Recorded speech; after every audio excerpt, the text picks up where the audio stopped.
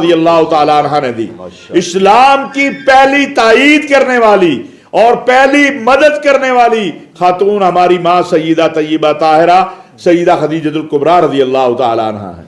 یہ تو عورت کا اتنا بڑا اعزاز ہے کہ کیا اسلام سے پہلے جس طرح بچیوں کو زندہ درگور کیا جاتا تھا، اور آج میں نے کل بھی یہ کہا کہ ہم سب کو مل کے محنت کرنی ہے کہ اس ملک سے جہیز کی رسم کا خاتمہ ہو. میری لاکھوں بچیاں گھروں میں بیٹھی ہیں اور ان جہیز کی وجہ سے اس ملک کے اندر سے بہن کو، بیٹی کو وراثت میں حق نہیں دیا جاتا. یہ ہے اسلام، یہ ہے اسلام کہ آپ، قرآن کہتا ہے لکم دینکم ولی دین، تم اپنے دین پر رہو، ہم اپنے دین پر رہیں. اور اسی طرح مسالک کے لیے ہے کہ اپنا مسلک چھوڑو نہیں، دوسرے کے مسلک کو چھیڑو نہیں ہے. اور انشاءاللہ ہم اسی طرف آگے جا رہے ہیں. مجھے خوشی ہے یہ بات آپ کو بتاتے ہوئے کہ پچھلے دنوں پشاور میں اور ننکانہ میں جو غیر مسلم قتل ہوئے، قادیانی کمیونٹی سے ان کا تعلق تھا، ننکانہ کے مجرم گرفتار ہو چکے ہیں اور پشاور کے 5 واقعات ہوئے تھے، ان میں سے 3 کے مجرم گرفتار ہیں. 2 پولیس کے مطابق، جو پولیس نے ہمیں بتایا ہے وہ ذاتی نوعیت کے کیس ہیں، لیکن وہ بھی مجرموں کی گرفتاری کے لیے لگے ہوئے ہیں.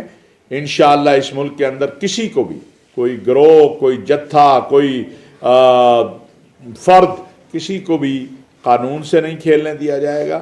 اگر کوئی شخص توہین رسالت کرتا ہے، توہین مذہب کرتا ہے، توہین انبیاء کرتا ہے تو اس کے لیے قانون موجود ہے. جب آپ قانون ہاتھ میں لیتے ہیں تو آپ 295 توہین ناموس رسالت کے قانون کو کمزور کرتے ہیں.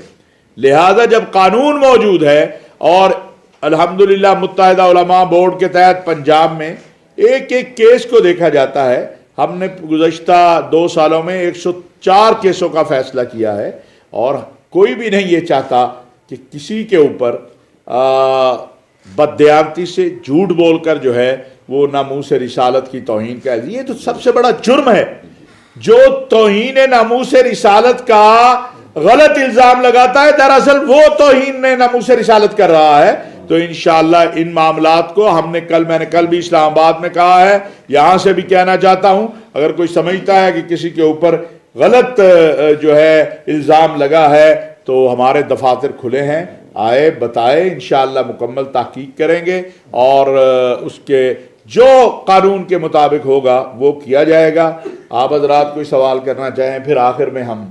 اچھا، یہ جو آج کل سعودیوں کے حوالے سے اسرائیل کا، اور اس حوالے سے بتائیں گے کہ یہ بڑا ہی پورے، میرا خیال ہے اس پر کافی بات ہو گئی ہے. کچھ لوگوں کا خیال تھا کہ وہ اسرائیل کھیل کے پاکستان میں بدامنی پیدا کرے.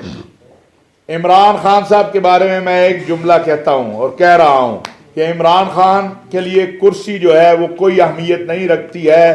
اسرائیل کو وہ تسلیم نہیں کر سکتا جب تک فلسطینیوں کو جو حل ہے اسرائیل فلسطینی قبول نہ کرے. جو حل فلسطینی قبول کریں گے وہ ہم دیکھیں گے.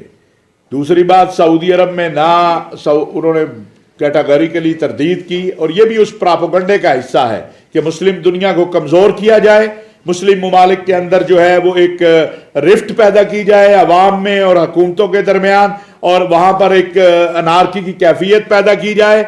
سعودی عرب کے وزیر خارجہ نے کیٹاگریکلی اس بات کی تردید کی ہے کہ وہاں نہ نیتنیاہو گیا ہے، نہ کوئی اسرائیلی ذمہ دار گیا ہے، نہ کوئی اسرائیلی فرد کیا ہے. جو آپ کا سیکرٹری خارجہ یا وزیر خارجہ امریکہ کا ہے وہ، اور اس کا وفد گیا. اور میرا اپنا میں ایک اسلامی دنیا کے طالب علم ہونے کے ناطے یہ بات آپ کو بتانا چاہتا ہوں کہ جب تک فلسطینی ریاست نہیں بن جاتی اس وقت تک پاکستان اور سعودی عرب جو ہے وہ اسرائیل کو تسلیم کرنے کے بارے میں سوچ بھی نہیں سکتے ہیں. سعودی عرب کا موقف ہمیشہ بڑا واضح رہا ہے، اور ہمیں ہر وقت ایک پرابلم ہے ہماری کہ ہم سوالیہ نشان کے نیچے رہتے ہیں. ہم سوالیہ نشان کے نیچے نہیں ہیں. کشمیر اور فلسطین کی عوام جو حل قبول کریں گے پاکستان بھی وہ حل قبول کریں گے. کشمیر ہماری شاہ رگ ہے، نہ ہم کشمیر سے پیچھے ہٹ سکتے ہیں، نہ فلسطین کے مسئلے سے پیچھے ہٹ سکتے ہیں. ہمارے جو کچھ ممالک نے قبول کیا ہے اسرائیل کو، ان ممالک کو ہر ملک کو اپنی خارجہ داخلہ پالیسی بنانے میں آزادی حاصل ہے، ہم غمزدہ ہوئے، لیکن ہر ملک کو اپنی خارجہ داخلہ پالیسی بنانے میں جو ہے وہ خود مختاری حاصل ہے، وہ اپنے مطابق فیصلہ کرتے ہیں۔ پاکستان کا فیصلہ یہ ہے کہ ہم کشمیریوں کے ساتھ کھڑے ہیں، ہم فلسطینیوں کے ساتھ کھڑے ہیں۔ اچھا علامہ صاحب یہ بتائیے گا کہ آپ نے کہا ویزے کی جو پابندی لگی ہے اس کو کورونا کی وجہ سے لگی ہے، سعودی حکام کی جانب سے اس حوالے سے کوئی چیز واضح نہیں کی گئی کہ پابندی کیوں لگی؟ سعودیہ نے تو لگائی نہیں، آپ پہلے پتہ تو کر لیں۔ یو اے ای اور سعودی عرب دو علیحدہ علیحدہ ملک ہیں۔ انہوں نے جو لگائی ہے پابندی، اس پہ پاکستان کا کیا موقف، اب کیا کریں گے؟ کیسے ہزاروں لوگوں کا کیونکہ وہاں پہ روزگار بھی ہے پابندی کی وجہ سے، تو حکومت اس کے لیے کیا اقدامات اٹھائے؟ ایک تو آپ یہ سمجھیں، آپ سوال میرا بھائی، میرے عزیز، پہلے سوال پورا تیار کر لیں پھر کیا کریں۔ پہلی بات یہ ہے کہ جو وہاں ہمارے پاکستانی ہیں ان کے روزگار کو کوئی مسئلہ نہیں ہے۔ ہمارے کچھ پاکستانیوں نے وہاں پر متحدہ عرب امارات کے قوانین کی خلاف ورزی کی، اس میں وہ گرفتار ہوئے، اس پہ بھی ہماری ان سے الحمدللہ بات ہوئی ہے اور وہ سلسلہ بھی رکا ہے۔ اسی لیے میں نے آپ کے ذریعے اپیل کی ہے کہ جو پاکستانی مشرق وسطیٰ میں یا عرب ممالک میں یا اسلامی ممالک میں جس کام کے لیے گئے ہیں وہ کام کریں، وہ وہاں کے وزیر خارجہ بننے کی کوشش نہ کریں، مہربانی فرمائیں، وہاں کی سیاسی اور خارجہ پالیسی کے اوپر تبصرے نہ کریں، یہ ان کا معاملہ ہے۔ آپ روزگار کے لیے گئے ہیں، آپ بزنس کے لیے گئے ہیں، آپ بزنس کریں اپنا، نمبر ایک۔ نمبر دو، یہ جو ویزوں کا معاملہ ہے یہ بہت جلد حل ہو جائے گا۔ ہر ملک کے اپنے سیکورٹی مسائل ہوتے ہیں، کرونا بھی ایک مسئلہ ہے، تو اس کے اوپر انشاءاللہ تعالی ہماری بات چیت جاری ہے۔ متحدہ عرب امارات ہمارا بہت عزیز دوست ہے، بردر ملک ہے، اور اس کو ہم حل کریں گے انشاءاللہ۔ اور اس کے اوپر جو ہے آپ دیکھیں گے وزیر اعظم صاحب نے پرسوں حکم دیا ہے، اس کے اوپر وزارت خارجہ ہمارے جو مشیر ہیں اوورسیز امپلائمنٹ کے، اور میں بھی اس پہ ہم کام کر رہے ہیں، بہت بہتری آئی ہے اور آگے بھی آئے گی انشاءاللہ۔ بہت شکریہ۔ بیگم مناز رفیع صاحبہ جو ممتاز سیاسی اور سماجی رہنما ہیں اور نظریہ پاکستان ٹرسٹ کے شعبہ خواتین کی کنوینر ہے، میں چاہوں گا کہ وہ۔ بسم اللہ الرحمن الرحیم۔ علامہ صاحب اور گیلانی صاحب اور شاہد رشید صاحب نے جو کچھ کہا اس کے بعد کہنے کی کوئی گنجائش نہیں ہے، اور میں صرف آپ سب سے جو ہمارے خاص طور سے میڈیا کے لوگ ہیں ان سے ایک درخواست کرتی ہوں کہ ابھی علامہ صاحب نے کہا کہ لوگوں کی باتوں میں نہیں آنا چاہیے، تحقیق کرنی چاہیے، اور تحقیق کے بعد اگر کوئی گنجائش ہے سوال کا تو ضرور کریں اور اس کا جواب بھی آپ لیں۔ نظریہ پاکستان کا مطلب ہی یہی ہے کہ جو پاکستان جن مقاصد کے لیے بنایا گیا ہے ہمیں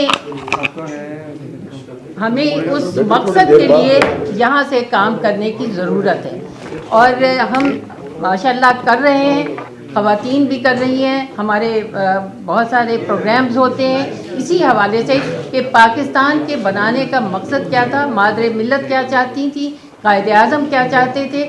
بہت سارے لوگ اس پر بھی سوال اٹھاتے رہتے ہیں، میں ان سے کہتی ہوں کہ آپ قائد اعظم کو پڑھیں اور پھر دیکھیں کہ قائد اعظم نے پاکستان کو کس قسم کا ملک بنانے کی بات کی تھی۔